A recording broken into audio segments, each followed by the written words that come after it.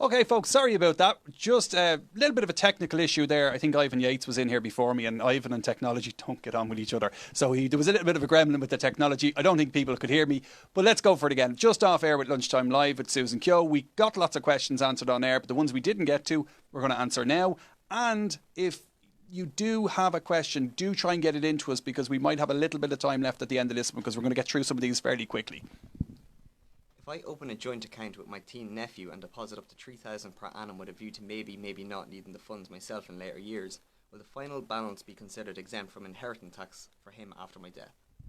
Okay, so what Jane is talking about here is the idea that she wants to give her nephew, I think she said, €3,000 a year. What she's trying to get at is anybody in the state can give anybody else in the state €3,000 a year, and it's exempt from tax. It's just a small gift tax allowance is what it's called. We'd often use it with parents who are trying to pass money on to their children, and so on and so forth.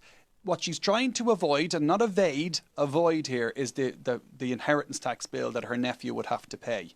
In your lifetime, your parents can give you €320,000 during your lifetime. The next threshold is €35,000. The next threshold then is strangers at around €16,000. And once you go over that, you have to pay 33% tax on any of the gifts that you get. If you give someone €3,000 a year and it accumulates up at an account, it means that it doesn't eat into that 15, 35 or 320,000 allowance. The problem that you have with what you're trying to do is you're setting the account up in both you and your nephew's name. That means that they are not the beneficial owner. You're half entitled to the money that's in that bank account. In fact, you could argue you're both jointly 100%. You could be the owners of it. So therefore, you have to give it to them, and it has to be removed from you. There is no way to use up the annual gift tax allowance where you give the money but you still have access to the money, because then they aren't the outright beneficial owner. So I'm afraid what you're trying to do is clever, but you can't do it and get away with the inheritance tax issue. So sorry, but you need to put it in their account, give them the money, and have no way of getting it back before you can tick that box. Pauline is wondering, is there any bank doing life loans these days? Life loans. So a life loan is basically, sometimes they're called seniors money, equity release loans, all of these different things. What happens with people over the age of 50, in fact, the last time these loans were available in Ireland, which was kind of just pre-crash. And what people did was it didn't matter what salary you were on, it didn't matter what income you were on. If you had no mortgage on your house, what they would look at is they say, let's say you're 68 years of age, you've no mortgage on the house, you're sitting on this asset that's worth 3, 4, 500,000 or whatever it is. They'll give you a lump of money. You don't have to make repayments on it every year, and the interest accumulates up on that. Every year, the interest gets added on the interest gets added on the interest. And when you die, the loan gets paid off in full by selling the house or by a family member coming in and remortgaging the house to clear off the loan. You have to be very careful with these loans, because I was talking to someone recently who they just came up to me in a shopping centre, which is happening a bit, which is great. But came up to me in a shopping centre and was explained to me that 10 years ago they borrowed €50,000 on one of these equity release loans, and they currently owe €140,000 on that loan. And it's just because the interest is piled on the interest. So just be very careful what you're doing. But to answer the question, is there anyone in Ireland doing it? There is someone about to do it in Ireland. So they did it before, they've got central bank approval, and I did speak to them a few months ago, and they were saying that they are looking for funding. They're looking for a big private equity firm to come in and write them a big check to start giving the money out. So they're ready to roll, and they're one of the ones that were in the market before, and they're coming back again. They're ready to go with it. They're just waiting for the funding to come through, and that's it. So at that time, I was pushing them to see if we would have anything in this current 2019 year, and they weren't sure that was going to happen in 2019. So it's imminent, but not there yet. What advice would you have for a long-term savings plan for a college fund? Long-term savings plan, long-term goal, long-term vehicle. So if you're going to spend the money in the next 5 years, put it in a bank account, on Post, credit union, wherever you want. If you're not going to spend the money in the next 5 years, which I assume college is not going to happen in the next 5 years if you're asking me long-term, well, then you need to put it into the thing we talk about all the time, the 60-40 portfolio. 60% equities, 40% bonds. Ask for a market cap weighted fund. If you're not getting advice, that's what I would say to you is the no-brainer portfolio. You can go into the banks, you can go into the life companies like the Irish Lifes, the Zurichs, the Avivas, the New Irelands, the Standard Lifes. I'm trying to mention them all so you can't think I'm trying to get one of them in. Go to any of them. They will be able to set up these long-term savings plans for you. The thing to watch out for is look for what we call 100% allocation. Now, what that means is that when you put your money in, 100% of your money gets invested. Now, with a lot of these companies, the government takes 1% off you in a tax. It's a levy. You should be able to get 100% allocation after the levy. They should be able to pick up the levy for you. And just that's the first thing. You do need to look at the annual management fee, but first point of protocol, 100% allocation after the levy is your starting point. So, yep, 60-40 no-brainer portfolio. Look for 100% allocation, and the banks and the life companies, investment houses will be able to help you with that one. Sinead's wondering, full-time mom, had pension when I worked, stopped contributing when I gave up work. Should I still be paying into it even though no tax incentive? No, you shouldn't. There's no reason to pay into a pension if you're not getting the tax relief and the contributions in the way in. Because you're going to be, wherever the money is coming from, it's obviously you've already paid the tax on it and you're not going to get tax relief on it, and then it's locked away until you're ready to retire. In fact, if you've left the job, funny enough, one of the things people don't realise is that if you've left the job that you accumulated the pension in, so say you were in a job and your employer was paying into it and you were paying into it in your late 20s, when you go over the age of 50, it's 99.9% sure you're going to be able to get access to that money that's in the pension after the age of 50. It's a bad idea and you shouldn't do it, but if there's an emergency and you need the money, you should be able to get it. If you're in the job and you have a pension, if you have a pension with the job you're in right now, you're not getting that money before the age of 60. If you're self-employed, you're not getting that money before the age of 60. But if you had an old job where your employer was paying into pension, after the age of 50, you can actually access the money. But no, the answer to the question that I was asked, there's no point in paying into pension if you're not getting the tax relief on the way in. Sharon's wondering, is it too late to start a pension at 51? And if not, how much per year should I pay in? It's never, ever, ever too late to put money into pension. Sometimes we'd actually do it for private clients where we put a big chunk of money into pension the day before they retire. So it's never too late. How much should you be putting in? As much as you can possibly afford without taking food off the table. There is no better incentive to do it. There are limits to what you can put in. So if you're early 50s, you're talking about 30% of your salary, assuming you don't have a very high salary. If your salary is more than 115,000 a year, it's 30% of 115 is the maximum. Or if you're on 30,000 euros a year, it's a maximum of 30% of that. That's 10,000 euros roughly. So what I would say to you is it's never too late. Put in as much as you can afford, but do realise that you're not getting access to that money until you retire or you leave the job you're in and you can access the pension because you're over 50 now. Eoin, I'm seeing a lot about these online banks like Revolut. What's the benefit and are they safe? Okay, so you've got Revolut, you've got, these are all Fintechs bank, Revolut, N26, An Post have gone very much into this area as well, An Post Money have gone in this area as well. What's the advantage? First of all, are they regulated? Yes, they are. So N26 is regulated by the German central bank. Revolut is a funny one. Revolut is regulated by the FCA in the UK, but they actually do their banking. They're not a bank, they're an app, but they do their banking through Barclays Bank, which most people would have heard of. An Post is An Post, we all know who An Post is, and they have a banker in the background as well. But these places, asking me, is your money safe in them? The way I would answer that is do you think your money is safe in AIB, Bank of Ireland, Ulster Bank, all the other banks? It's the same thing, right? So you don't come back and say, oh, I lost all my money in Revolut because they ran away with it. It's just as much, if you have a problem with AIB, Bank of Ireland, all the other banks, these are under the same regulation. That's the first question out of the way. The second question, what I love about these is they're using technology and they're bringing it to the commodity of day-to-day banking.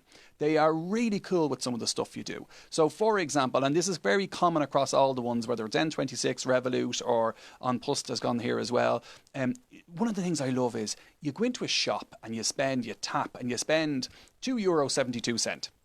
And 3 weeks later, you kind of go, how much did I spend in that shop? €2. You're never going to remember. You can set up a rule with your bank, online bank, that the 272 gets rounded up to €3. And the 28 cent in the difference gets siphoned off and put into what they call a vault or a wallet or something else. And the money gets put off to one side. Every time you spend, you can tell it to double up the roundup, or you can triple up or quadruple up the roundup, so that every time you spend money, it gets put off to one side and the money's sitting there and it just sits in this vault. What I love about the vaults, and it's just a way people often refer to it, it's free money. It's that 28 cent, you never would have forgot it. You paid for it in cash, the 28 cent would have went in your pocket and fallen out or wherever it would have went.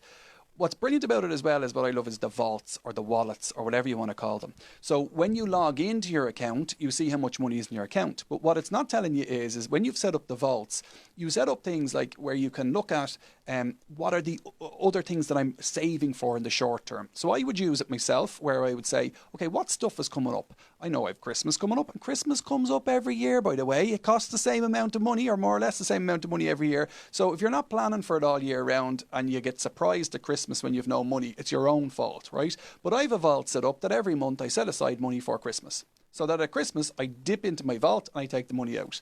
Same thing for some of the other big fees, like car insurance and different things that you have. Just every month, the money goes in and it automatically gets siphoned off into all of these vaults. When I log in to look at my bank account, I see what's available, but it's not showing me until I go into it what's in all of my vaults. And it'll even say to you, okay, let's say you wanted to save €1,000 for Christmas, or let's say, I'm actually round the numbers off easier. Let's say you wanted to save €1,200 for Christmas. You set it up in January 1st, you say, I want to put €100 a month from my Revolut or my N26 or my OnPlus account into a vault. You move the money over and you log in and it'll show you when you're halfway there, 50% achieved. You get little text to say you've achieved 50% of your goal. I love it. It's where banking is going. It's where the other banks are going to be absolutely left behind if they don't cop onto this stuff, because there's loads of really cool things to be done with using their technology, making us better about our money, letting us understand where we're spending our money, and then how free it is. Now, what they do let you down on with these online banks is taking cash out, they're not fond of. And they usually have limits of maximum of €200, and go beyond that, you start to have more problems. But do engage with it. It is cool. They do work very well. I use them all the time myself. The best of all of them, and the reason why I started at the very start was, if you spend any time in London in particular, or you're outside of the Eurozone, the exchange rate you will get will be much better through these banks. Let me be really clear, their banking costs are really, really low. And the reason why they're really low is because they're selling you other stuff. So, for example, you can have a premium account and you'll pay €14.99 a month, and you will have lounge access in the airports, and you'll have free travel insurance and all of these other things. And that's where they're looking for mass customers to sell mass market products. And that's how they're making. I have no problem with people making money off me, provided I know where they're making it and how much they're making. So just go in with your eyes wide open. That's how they make their money. It's about a mass market. You can probably guess I'm kind of excited about fintech and where it's going, because to me, it's all about the financial planning, and it does a lot of the way my brain thinks about money and how to manage money on a day-to-day basis is supported by these Revolut, N26 and OnPlus. Really cool. Go check them out. Anything else? Another one? Susan's wondering, what's the best way to organise bank accounts for a working couple with many direct debits and income from rental property? Okay, so working couple, many directs, the best way to organise your bank account is to automate it as much as you possibly can. You want to know how much has to come out of this account or each account on a month-to-month basis. Make sure that it's pre-funded to have it there, and then forget about it. You don't want to be spending your busy life, your working couple, your busy life, trying to manage your day-to-day finances. You should be able to set up a system whereby you have to look at it once a month, preload it, make sure everything is covered off. Don't forget, and this is something that people actually don't realise and surprise me, you are allowed to change the date of a direct debit.